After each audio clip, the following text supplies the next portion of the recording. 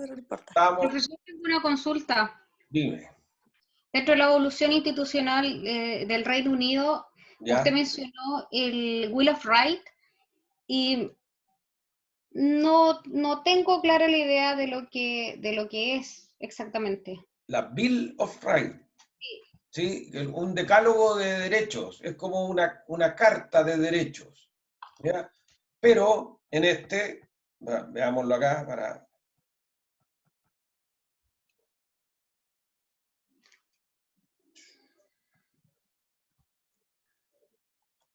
Ya. Constituye uno de los precedentes inmediatos de las modernas declaraciones de derechos, incluyendo el preámbulo. En esta carta, en este decálogo de derechos, que desde la Carta Magna, desde 1215,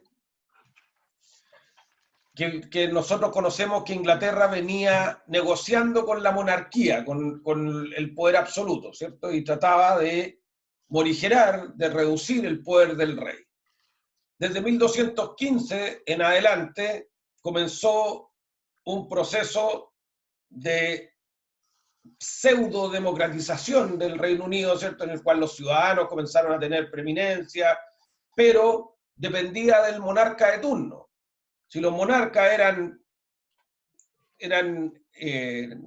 no sé, socialmente benéficos, si tenían un espíritu altruista, que hubo muchos en Inglaterra, que construyeron un modelo de gobierno bastante popular, se podían llevar a cabo, se podían llevar a buen puerto muchas reformas. Pero hay otro periodo, ¿cierto?, que se conoce como el periodo de los jacobinos,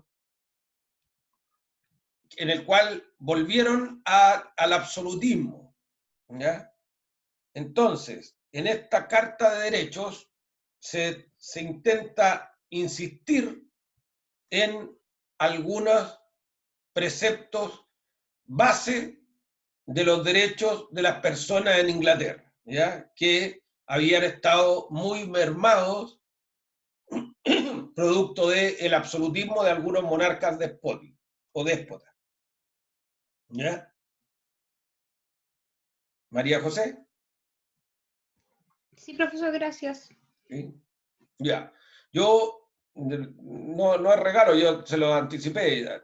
Lo interesante del proceso institucional del Reino Unido, lo más probable, no creo preguntar otra cosa que no sea la Carta Magna y el habeas corpus, ¿ya?, que es lo más importante para nuestro estudio, ¿ya?, para que no se gasten en el resto. ¿Bien? Ahora, si tengo la duda entre poner un 6-9 y un 7 a alguien, es posible que le pregunte Bill of Rights. Profe, ¿lo molesto con la última pregunta? Sí, no es molestia, dime. La diferencia entre soberanía nacional y soberanía popular. Ya. Esa la va a responder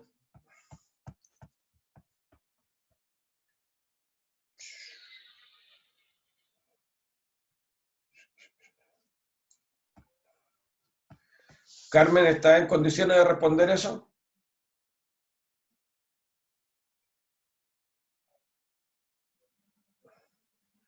No, don Bastián, responde eso. La diferencia entre soberanía nacional y soberanía popular es que la soberanía nacional ocurre al momento de la independencia y la soberanía popular ocurre cuando el pueblo soberanamente e independizado llama a elecciones o genera procesos soberanos. Ya. Se entendió perfectamente la idea, yo la entendí perfectamente la idea. Te voy a aclarar otro poquito, porque está bien esa respuesta. Cuando los estados alcanzan la soberanía, primero hay que señalar el concepto de soberanía, ¿cierto? El concepto genérico de Bodin de soberanía es, finalmente, un estado es soberano cuando puede dictar las leyes que quiera. ¿Cierto, Flavio? Sí. ¿Sí? Ya. En 1750, nosotros éramos parte de la corona española. ¿Qué leyes se seguían aquí en Chile? ¿El derecho español? ¿Podíamos dictar las leyes que quisiéramos aquí en Chile? No. No, ¿cierto? Porque se seguía toda la usanza, era más que nada consuetudinario esto, la usanza, como bien dice Sebastián, de la normativa hispana. ¿Ya?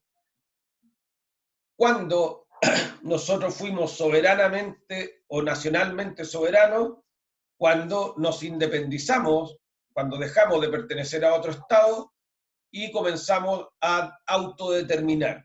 ¿Ya? Ahí fuimos nacionalmente soberanos. ¿Flavio? Sí. Ya, antes reconocíamos la soberanía del monarca español, ¿cierto? Etcétera, etcétera. Posterior a la independencia, nosotros pasamos a ser nacionalmente soberanos o pasamos a tener soberanía nacional plena. Ahora, ¿qué pasaría si nosotros independizados, teniendo nuestro proceso independentista, ¿cierto? La guerra, somos nacionalmente soberanos, pero caemos en manos de un dictador, de un director supremo que no llama a elecciones y que él es la ley, ¿cierto? Que él hace las leyes que quiera. ¿Vamos a ser popularmente soberanos? ¿La soberanía la va a tener el pueblo o la tiene un partido o una persona? ¿El pueblo? No, pues te estoy poniendo el caso en que Una persona. nosotros nos independizamos, pero no llamamos a elecciones, no hacemos un proceso democrático, sino que somos independientes, como el que nos independizó fue un general, ¿cierto? O'Higgins, o en realidad fue San Martín, apoyado por O'Higgins, ¿cierto? Y esta cúpula gobernante no le entrega el poder al pueblo, sino que ellos deciden las leyes que quieren, ¿cierto? Nos llaman a elecciones, ellos hacen los organismos del Estado que quieren. ¿Quién tiene la soberanía ahí? ¿La soberanía es popular o es la soberanía de un grupo que está ordenando las leyes que quiere? De un grupo. De un grupo, ¿cierto? O de una persona. Sí. Cuando esta soberanía se traspasa, como bien señalaba Bastián, al pueblo, cuando se llaman a elecciones periódicas, frecuentes, ¿cierto? Cuando el pueblo decide la forma como quiere gobernarse, ahí pasamos de la soberanía nacional, se pasa a la soberanía popular. ¿Ya? Pero, si... Profesor, ¿sí?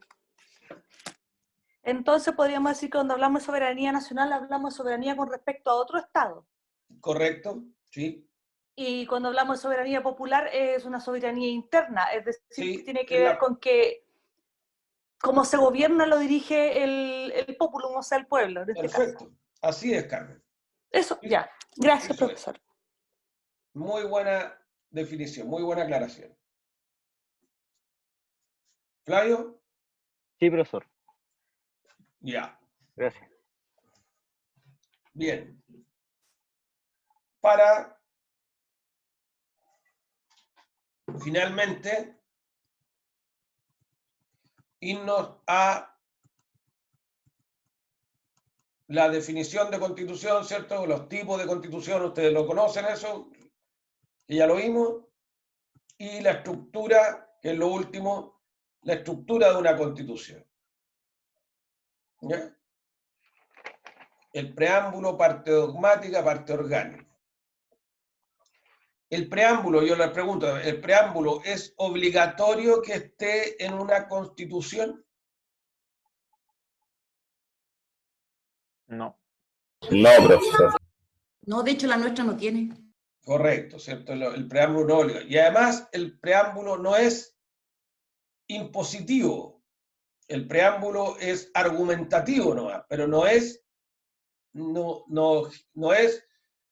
imperativo o un mandato que entregue la Constitución. ¿Ya?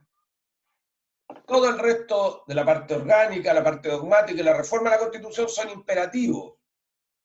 Son órdenes que emana la Constitución.